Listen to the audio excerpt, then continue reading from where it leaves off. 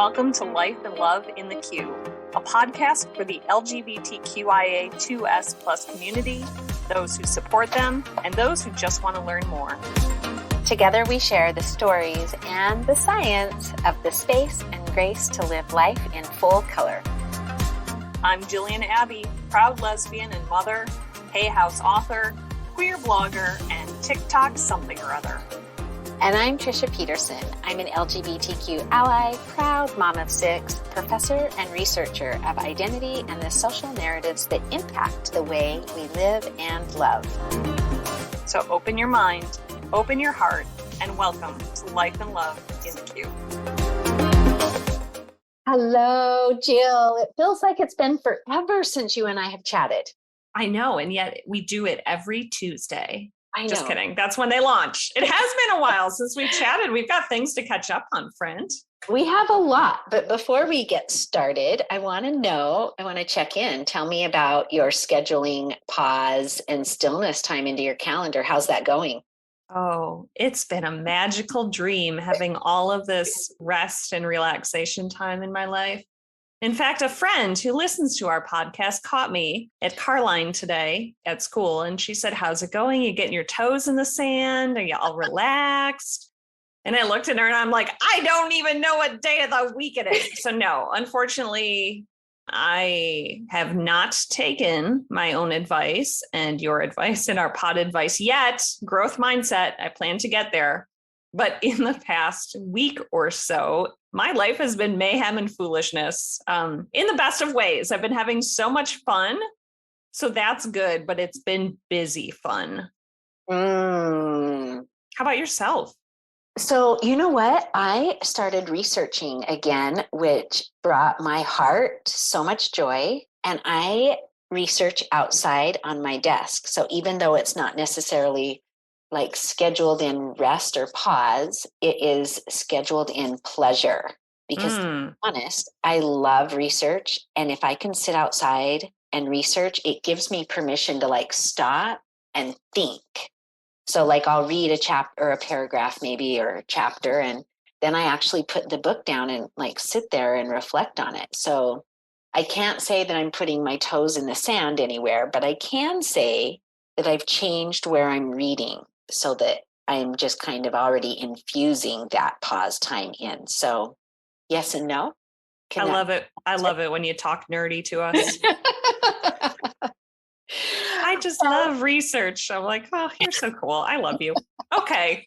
I do really love research. This is pathetic. I get no, because every time I tell people, they're like, what would you do for fun? And I'm like, I would write. And they're like, what's wrong with you? But like, that's my jam, and research is your jam. And so that's it. That's what lights me up. I love to do it. Yeah. So I get it. So good. Well, we have the next 4 episodes planned out, and they're pretty heavy hitters.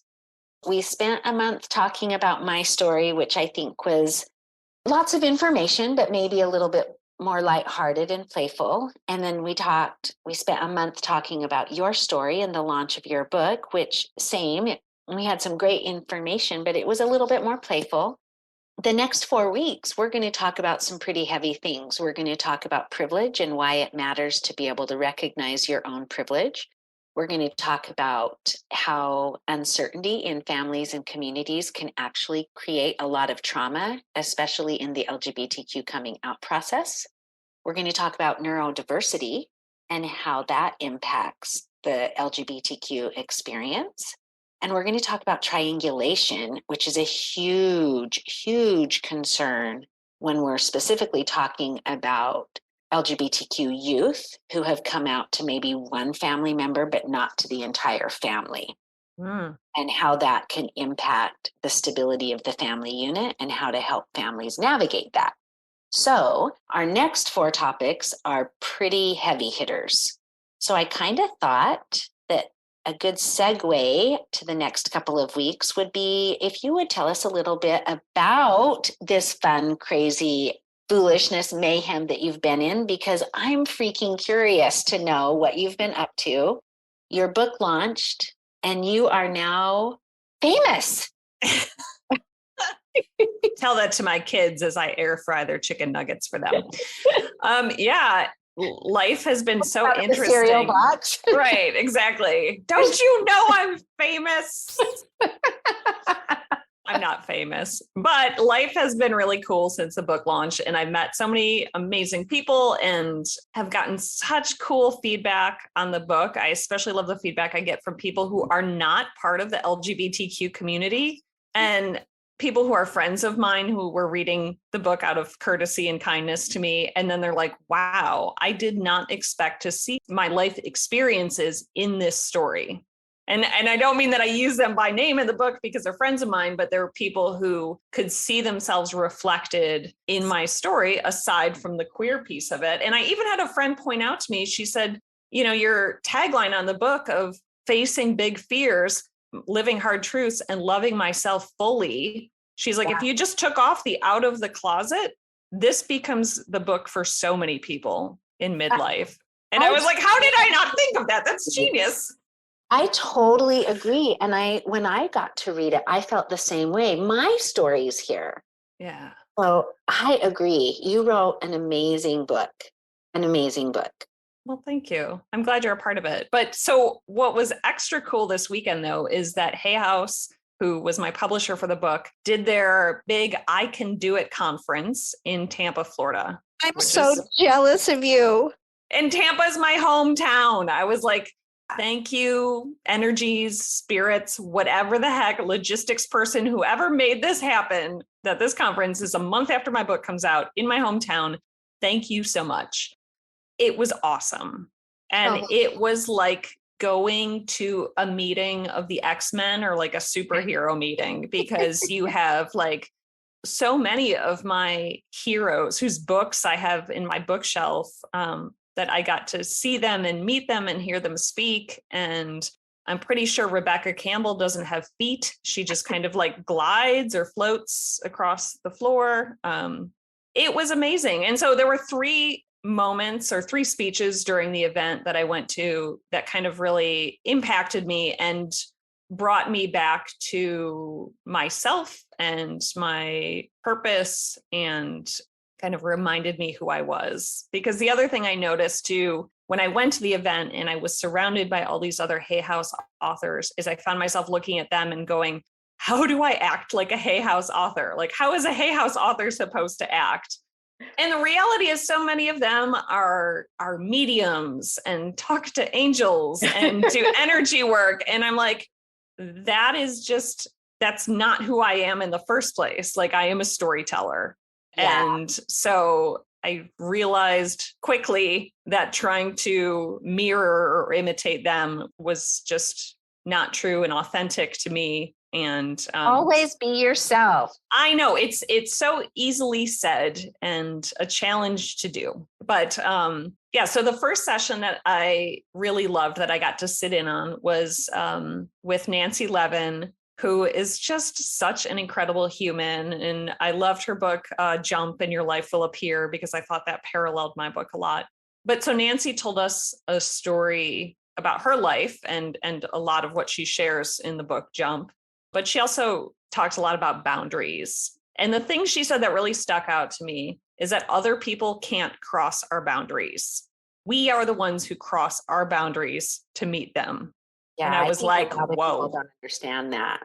Yeah, it was a complete kind of reframing for me of, I hear people a lot, including myself, say, oh, this person crossed my boundary, or this person is like pushing my boundaries. And I guess I can understand how people will like try and goad you into doing things that maybe you were trying to draw a limit on, but you are ultimately the one who crosses the line and breaks your own boundary. So I'm thinking of that. And can I rephrase it a little bit? Oh, sure. Yes, please. If I say it differently than Nancy said it, then definitely correct me, because she's way a professional on this. But it's not necessarily that we break our boundaries, but we don't hold firm the consequences of the boundaries. So like a lot of people think that we have to tell people what our boundaries are. And actually, we never even have to speak them to anybody else. But where a lot of people kind of get boundaries wrong is they don't understand what the consequence is going to be. So like my boundary might be that my bedtime is 10 o'clock. As a stay-at-home mom, I really, really needed to get to bed by 10, let's say. But then at 10:05, my child came in, and 10:10, my husband came in, and 10:30, my sister called. And I answered all of those things. Then I was the one that allowed them to cross the boundary. It has nothing to do with them coming in. It's me not holding firm. My bedtime is 10, save it until tomorrow. And that's where a lot of people get that wrong. I can tell everybody in my world that my boundary is a 10 p.m. bedtime. But if I keep letting them come in, it's only me who doesn't honor my boundary. Nobody else has to honor it. It's up to me to know what the boundary is, honor it, and hold firm to it. Right. And that does remind me that Nancy did say in the session, no is a complete sentence. Yes. Like you don't have to explain the why of it or the how. It's just no, thank you if you want, whatever you want to do. But I think that's why people have such a hard time with boundaries is they think that it's like this thing that we say to everybody else, and then they have to obey this rule that we right. No, like I said, nobody else even ever has to know that I have a boundary. Yeah. It's just me saying, oh, it's 10 and my bedtime is 10. Yeah. So that was a really good reminder to me of not having to, I still have a lot of boundary issues when it comes to communication and text messages and social media messages and emails and everything else. And then Jen was with me at the event, and it reminded me kind of to enforce my boundaries of like, I want to be present at this event and I want to be present with Jen, who is here with me. And so I have to tap out of the social media and the emails for a while. Love that. Yeah. So that was one really good session for me that, again, brought me back to myself. The next session, and I was a ball of tears for this one. And I was so surprised by it because I wasn't expecting that to happen. I saw Jim Quick's, he's the author of Limitless and was known as the boy with the broken brain. And has gone on to have these amazing learning how to learn kind of techniques and trainings and speed reading and all the things. Fabulous speaker. I was so engaged throughout his presentation, but the one thing he said that really hit me is that he was talking about gratitude.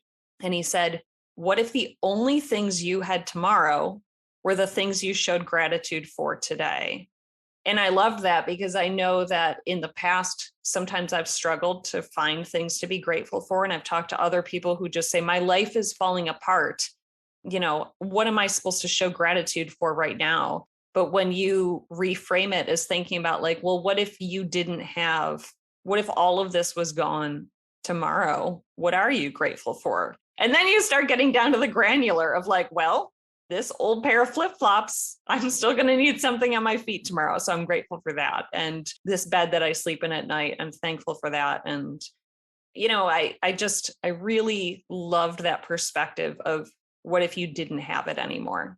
So I kind of like what you were just saying. I almost kind of like the idea. I've shared with you personally, my month of May was a tough one. I had some mental health stuff we were trying to figure out. And anyway, my doctor gave me medication that actually sunk me more than helped me.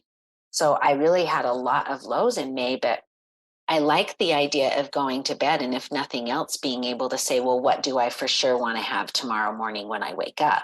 And then almost like you just said, take an inventory. Well, I definitely need underwear.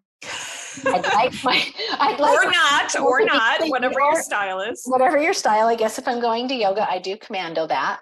But I would then need some clean yoga pants. Yes. Yeah. And I'm grateful for the yoga teacher. So I kind of actually like that perspective of when things feel really low, if all you can do is take an inventory of what you want in your life tomorrow and be grateful for that.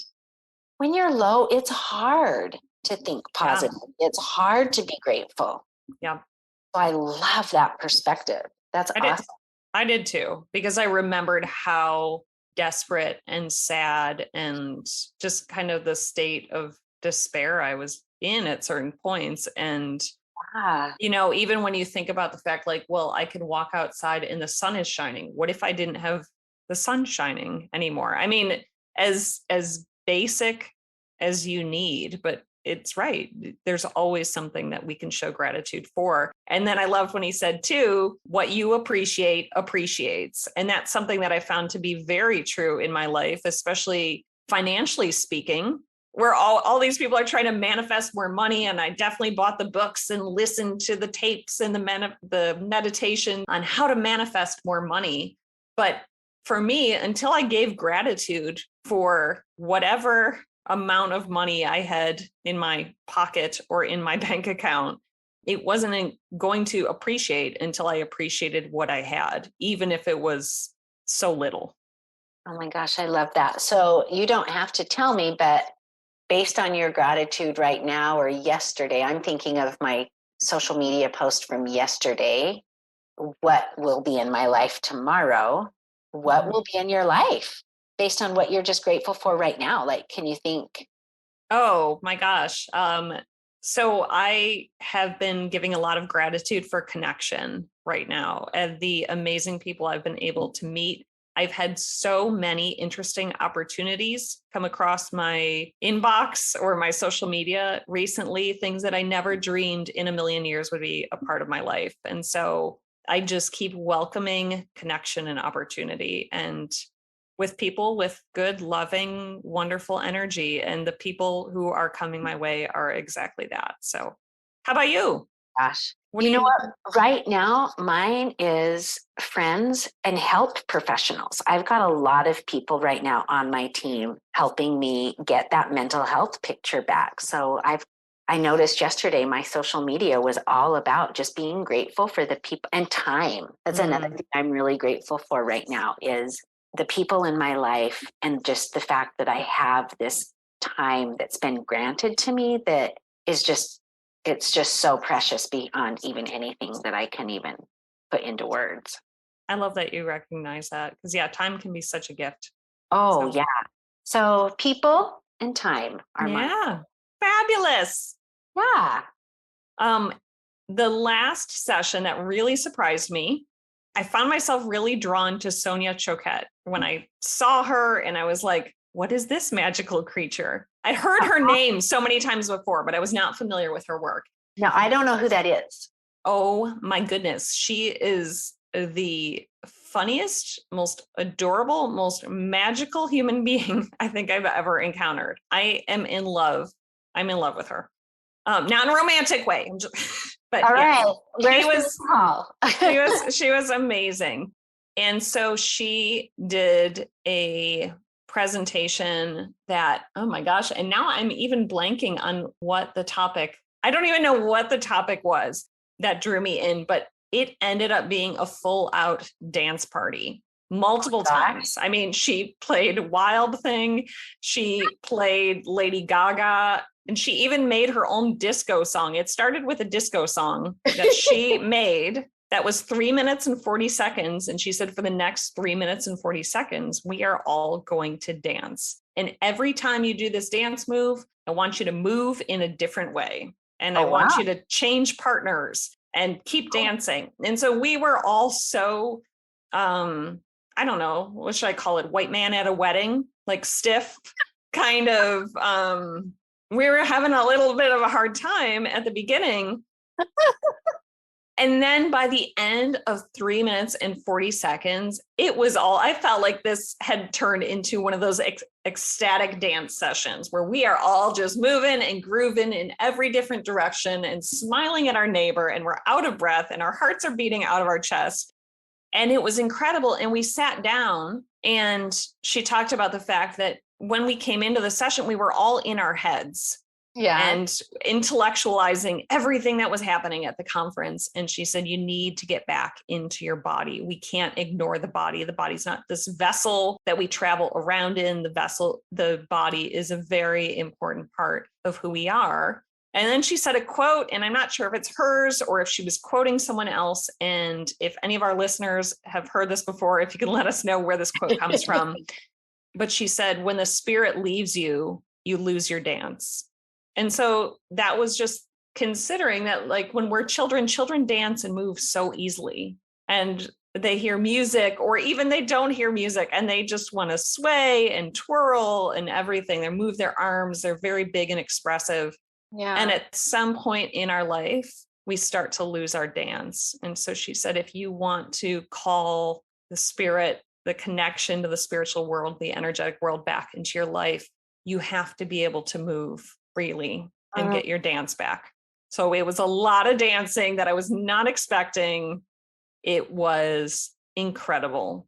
And also, it reminded me how out of shape I am and that I really do need to get back to exercise again, because boy, does that, it helped my mental state so much too. I had been stressed a lot during the weekend, just with the pressure of meeting so many new people and wanting to do a good job in representing my story and my book. And it was just really nice to play and move and have fun. Wow. You told me that about the dance party before we started recording. And when you told me at first, I thought, oh, that's fun. But now as you're saying it, and I'm envisioning exactly what you said, children who dance just so freely, like children who are just so excited for the day to just even begin, right? I love that. Actually, that brings a lot of emotions to me. So I love that. Yeah. And so apparently her disco song, I think she has it up on her website. I have to go check out her site, soniachoquette.com, I think it is. Somewhere she has this 3-minute, 40-second disco song. And so she said, you can play this every morning when you wake up and dance around your living room. Have I done it yet? No, but I have been dancing in my head ever since. So I had a TV appearance yesterday, and it was the first time I've ever been on TV. So I was trying not to be awkward and uncomfortable. And that is the memory that I went back to. And I was like, I went in the corner of the green room out of the view of the cameras that are in the green room. And I just did a little mini dance session to myself so I could get back in my body and clear my mind. And then the TV appearance went great. So hooray for that session. What's that? The bite lip, toe tap, upper man, whatever. Yes. Yeah. There was no like lawnmower and sprinkler. Yeah. None of those. Oh, I love all of that. Yeah. It felt really good. I will be honest. I had a little bit of green-eyed envy when I knew that you were there, and I was fighting antidepressant medicine lows. I was like, damn it, that was a better place to be. Who needed these medicines when I could have been there? The next one. The next one I'm going to. Yeah. I enjoyed it vicariously through you.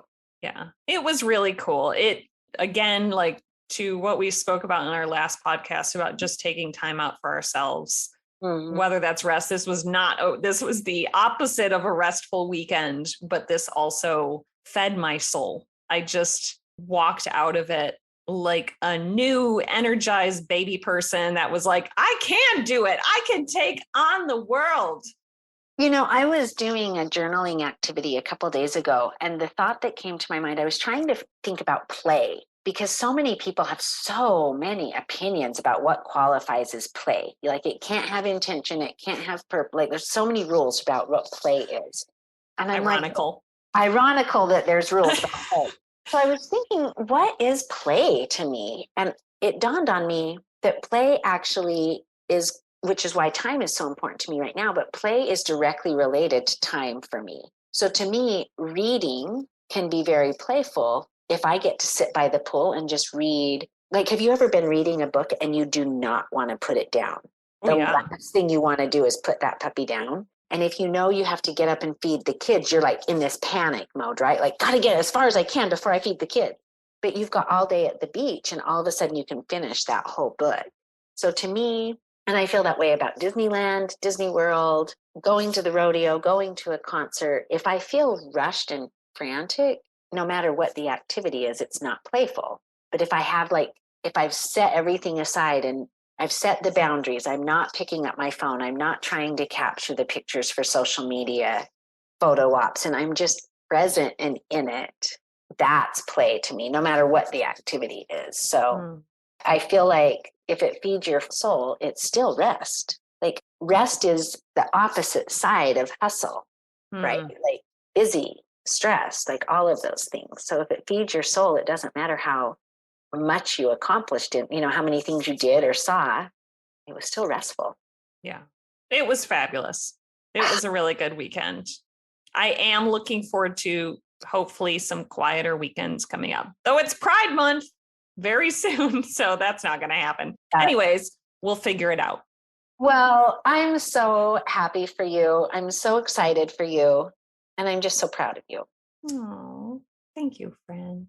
And I'm proud of you too. You're amazing. Life is good. Life is good. There's a lot to be grateful for tonight. So that I'm actually going to take that practice with me. What do I want to make sure I have tomorrow? I love that.